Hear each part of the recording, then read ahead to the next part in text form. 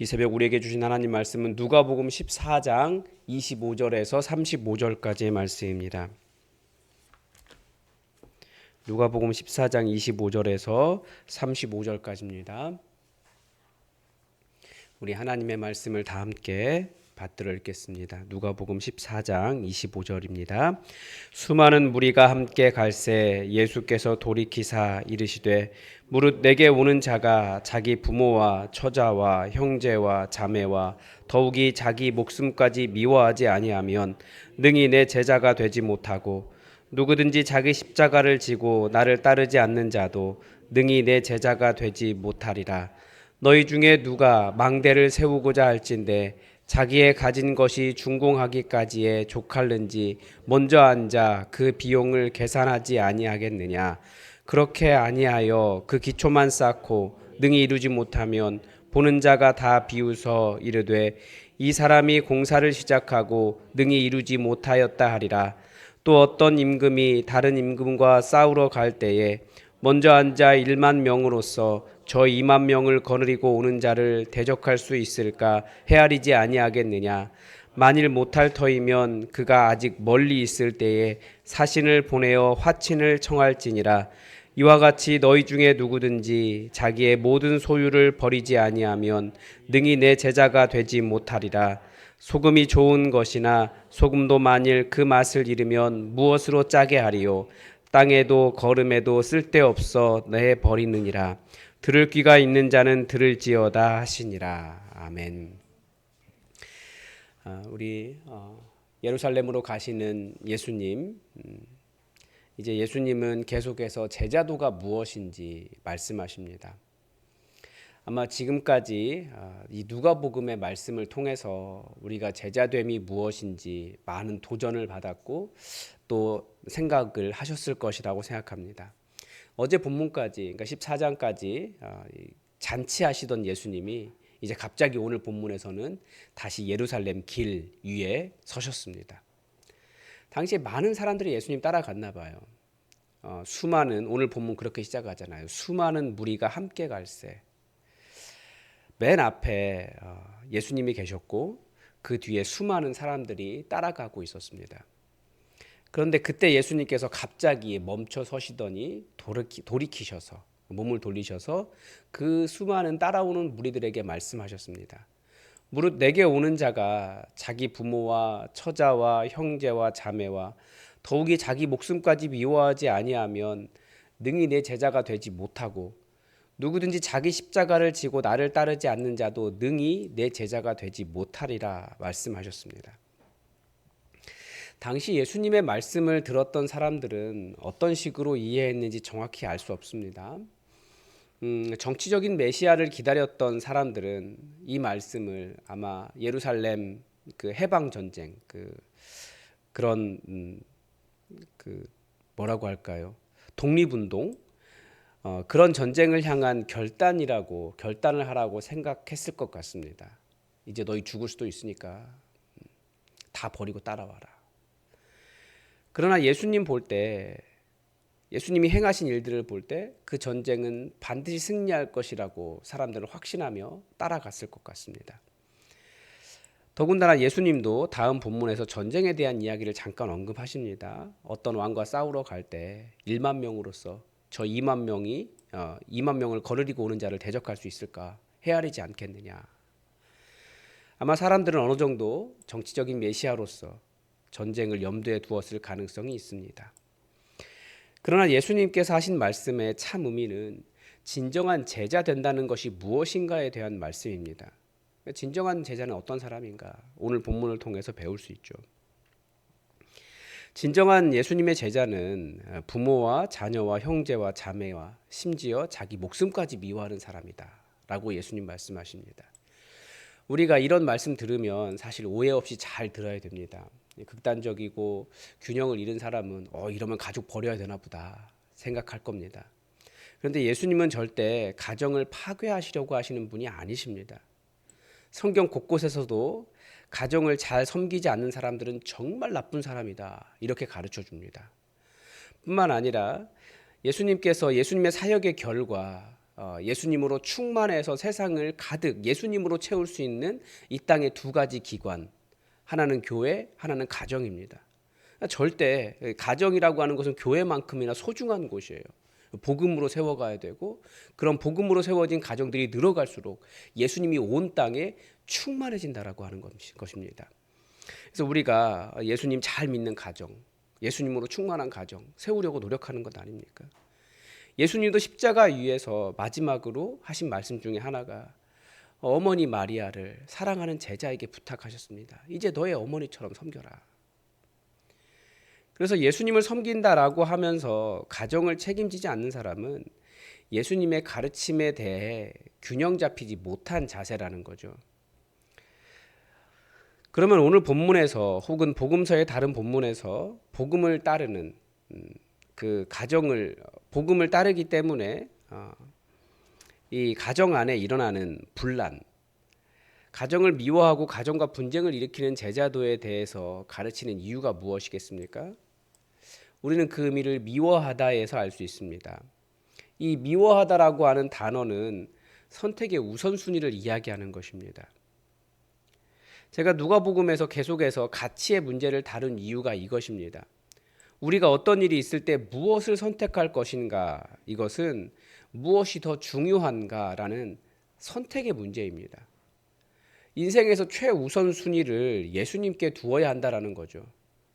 제자가 된다는 것은 쉽게 쓰일 수 있는 단어가 아닙니다. 왜냐하면 예수님을 따르는데 그 길이 평탄하지 않기 때문에 그렇습니다. 세상을 거슬러야 하기 때문에 절대 제자의 길은 평탄하지 않습니다.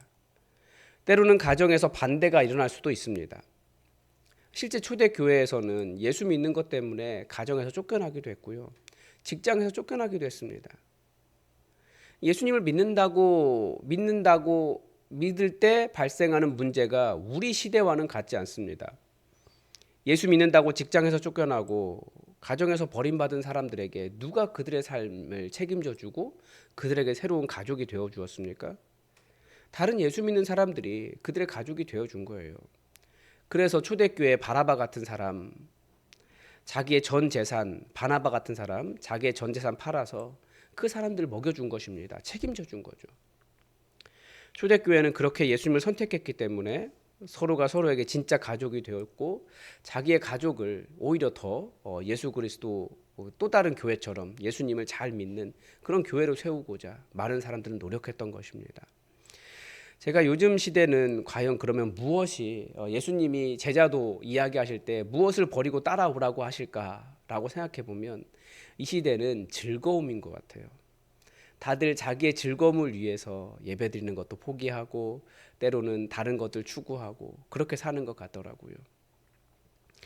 아마 지금도 예수님은 너 그거 포기하고 나 따라와야 된다라고 말씀하시는 것들이 많이 있는 거죠. 제가 재밌는 현상들을 경험하고 있어요. 이제 비난하거나 정죄하려고 하는 말이 아니라 청년부가 어쨌든 계속해서 사람들이 새로 오고 있습니다. 이제 너무나 감사한데 저희 수요 기도회 때 이번 주에도 VIP 보내달라고 기도했는데 어제는 전혀 연구가 없는 한 자매가 우리 청년들이나 교인들의 소개 없이 그냥 찾아온 거예요. 신기하더라고요. 기도의 응답이었고 너무 감사했습니다. 그런데 그리고 또 새로운 사람이 둘이 더 있고요. 그러니까 3명이 새로 왔어요. 그런데 예배 숫자가 똑같아요. 어떤 이유인지 아시겠죠? 우리 청년들이 바빠요, 보니까. 그래서 뭐 때문에 바쁜가 이렇게 생각해 보니까 뭐라고 하려는 게 아니에요. 다들 재밌는 일 하고 있더라고요. 예수님이 아마 그런 때 얘기하실 것 같아요. 나 따라와라. 예배는 드려야지. 그러실 것 같아요.